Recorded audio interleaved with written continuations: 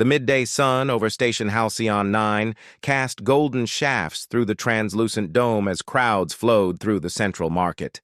Merchants shouted prices, drones zipped overhead delivering parcels, and the scent of alien spices drifted like invisible ribbons between species. Mira Solis, a junior human xenobiologist, walked briskly with a data pad tucked under her arm. She had only meant to stop for groceries. A normal day, quiet, simple. It became anything but that when she heard the unmistakable sound of clicking claws behind her. She froze. Please don't be what I think it is. She turned. It was exactly what she thought. 3 Krexar predator cubs, each the size of a wolf, covered in armored midnight blue scales with long tusks curving out from their lower jaws, stood in a neat line behind her. Their golden eyes gleamed with unsettling intelligence. Every shopper in a 10-meter radius immediately backed away.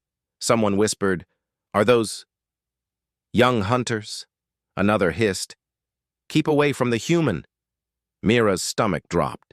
She recognized the pattern etched on their neck plates. These were royal brood. Born from the ruling Krexar matriarch herself, valuable, dangerous, and following her. "Oh no," Mira muttered. "Guys, go home. Shoo. Yalla. Back to your brood, mother." The cub in front, slightly larger than the others, tilted his head. "Mira Solis," he said in a gravelly accent. "We have question." "You can't be here," Mira whispered harshly. "If the station guards see you—" The second cub pointed a claw at the crate beside her. "Is this food?" "It's an antimicrobial cleaning sponge," she said. The cubs leaned closer and sniffed it. The smallest cub recoiled. "It smells like burning metal sadness." "That's surprisingly accurate." The largest cub took a step forward. "We are hungry." Mira blinked. "You left the embassy without eating."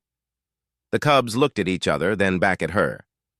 "We left," the leader said slowly, "because we smelled you." The crowd gasped. Several species scattered. Mira swallowed. Why me?" "You smell safe," the smallest cub said.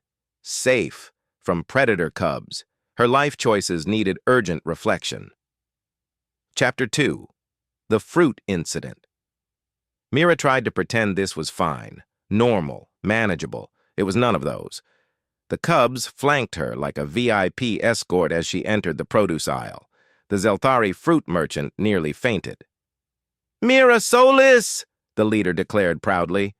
"We follow you. You will teach us food." "No, no, no. I am not responsible for you." The second cub immediately pointed at a bright red fruit. "Is this food?" "That's a Chthon pepper," Mira said. "Humans can eat it. You, probably not." The cubs all sniffed it. Their scales puffed up, their eyes watered. "It burns the air," one croaked. "That means no," Mira said. The smallest pointed at a purple melon. "Is this food?" "That's a lorigord. Yes, most species can eat that. But maybe start with—" Before she finished, the cub bit it in half. The fruit exploded into shimmering purple foam. The cub blinked, foam dripping from his tusks. "It tastes like sadness wrapped in sugar." "That sounds about right." Another fruit. Another question. "Is this food?" "That's decorative." "Is this food?" "That's a weapon." "Is this—" "That's a lamp." The market crowds watched in horrified fascination as Mira attempted to shepherd 3 apex predator toddlers who could snap a reinforced door in half but were asking permission like confused puppies. Someone recorded a video. Someone else whispered, "Humans, they're immune to fear." Mira muttered, "I am not immune. I'm just tired."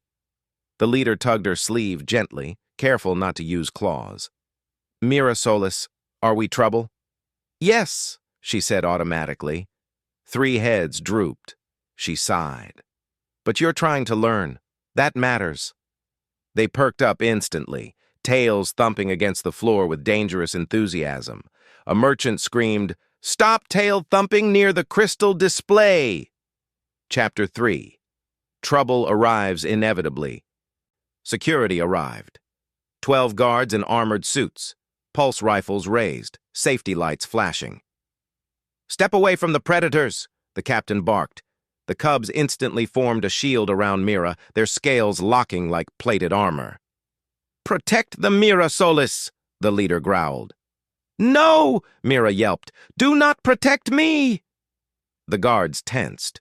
The cubs tensed. Everyone looked one twitch away from disaster. Mira exhaled sharply, stepped in front of the cubs, and raised both hands. "Everyone stop!" The market froze. "These 3 are children," she said firmly. "Hungry, curious, lost children." "They are apex predators," the captain countered. "They asked me," she said slowly, "about fruit." The guards hesitated. A merchant shouted from behind the crates. They asked if a lamp was food. The tension broke.